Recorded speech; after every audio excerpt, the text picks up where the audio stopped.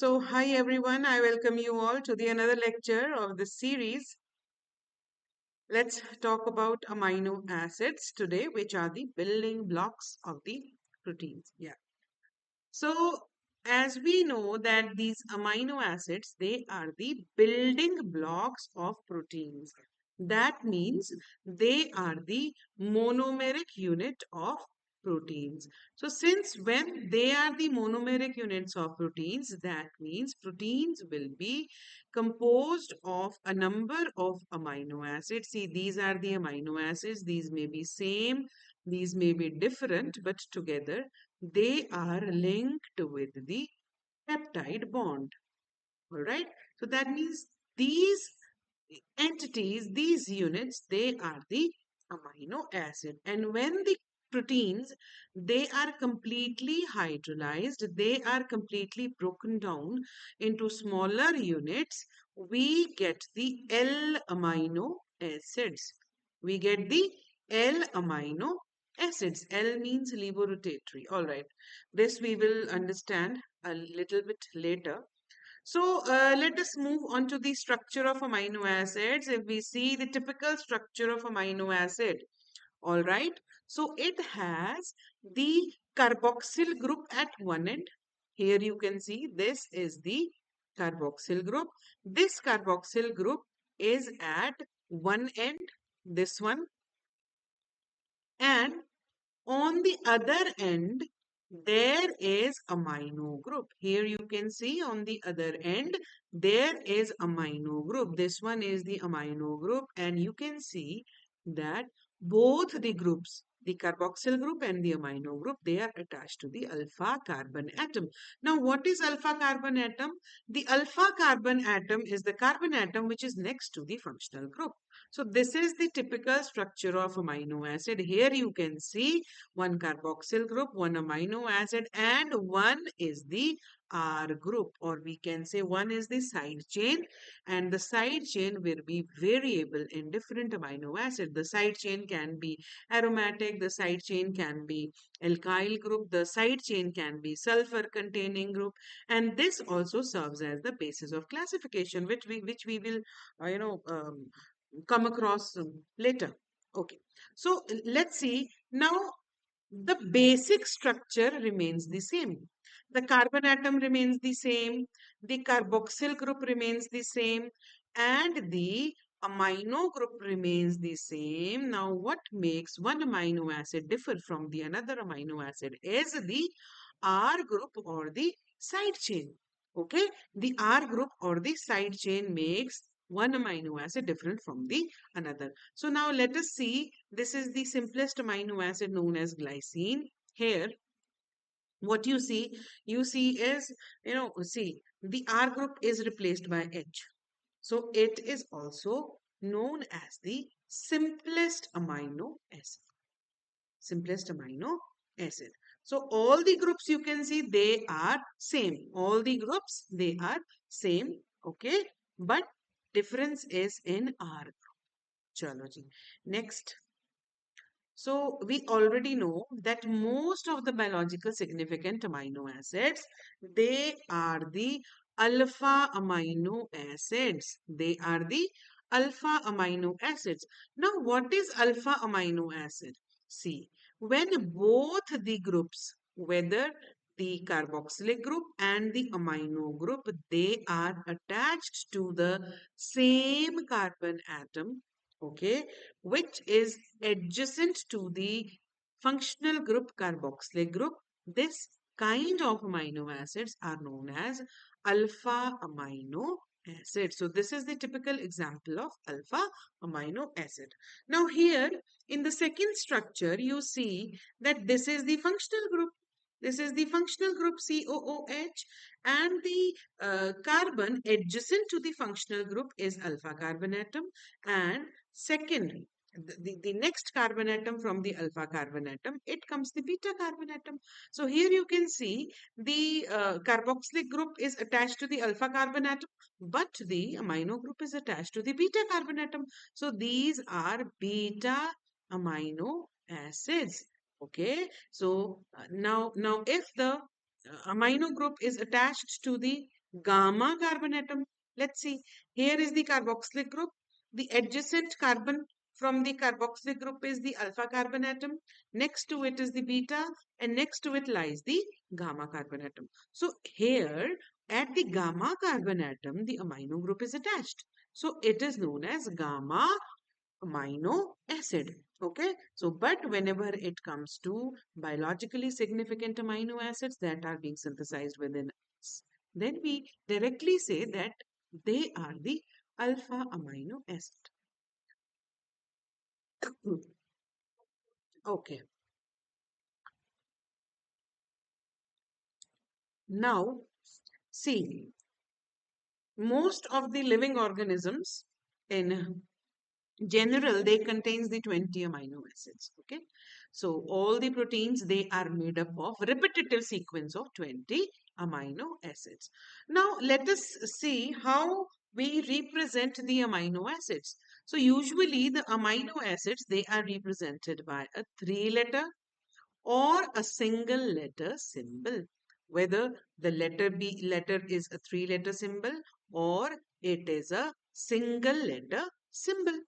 So a three letter symbol, they are written as one capital letter, one should be capital letter, and another one should be followed by lowercase letter, such as glycine. Let us talk about glycine, the simplest amino acid. It is represented as G is capital, L and Y, they are small. It is not represented as glycine or small. All the three letters are small. The first letter, it should be, you know, uh, capital, and another one they should be smalls. Okay, but there are exception to this representation. What are the exception? There are amino acids such as asparagine, amino acids such as glutamine. They are not represented by the first three letters. Asparagine is represented by ASN, glutamine by GLN, isoleucine by I capital LE, and tryptophan by TRP. So these are the exceptions which are, you know, for the exception for the representation of amino acids. Okay.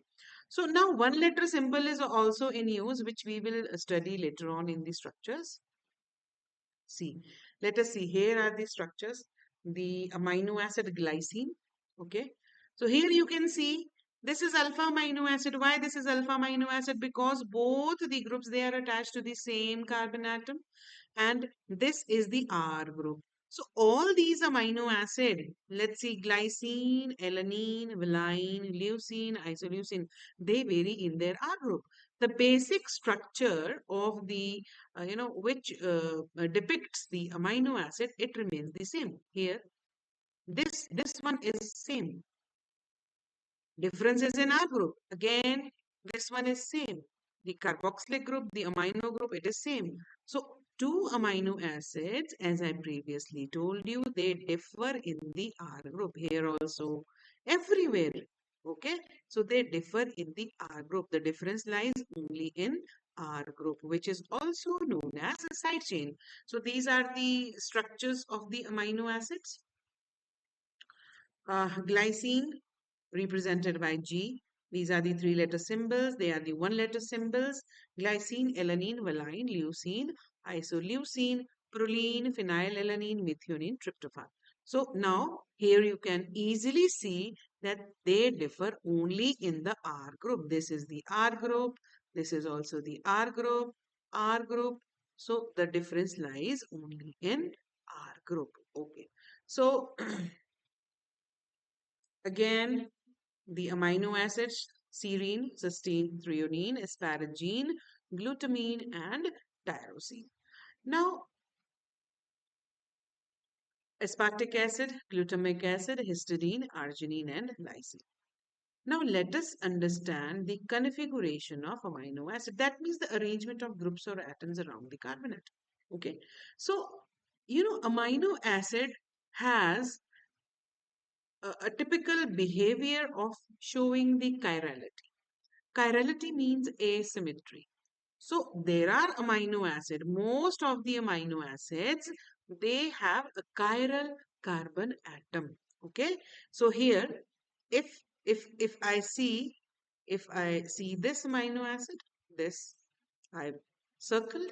Okay, the carbon atom, it is surrounded by four different groups. One, two, three, four. So that means if a molecule, if a carbon atom in the molecule is surrounded by four different groups, it is showing the phenomena of chirality. Okay, it is showing the phenomena of chirality. Moreover, when this chiral carbon atom, okay, comes into play, the amino acids, they will be showing the mirror images as well. They will be showing the mirror images as well. That means the chiral carbon atom, it is bonded to four different types of group. Okay. Glycine is exception because you already know in the glycine there the R group is a simple H. This is the structure of glycine. C double bond O, NH3 positive, let's say, and this is H, this is H. So it is not a chiral molecule. So this is the exception. Okay. Now one fact you have to remember is that in nature, all the amino acid, they are synthesized in L form. L form means they are levorotatory.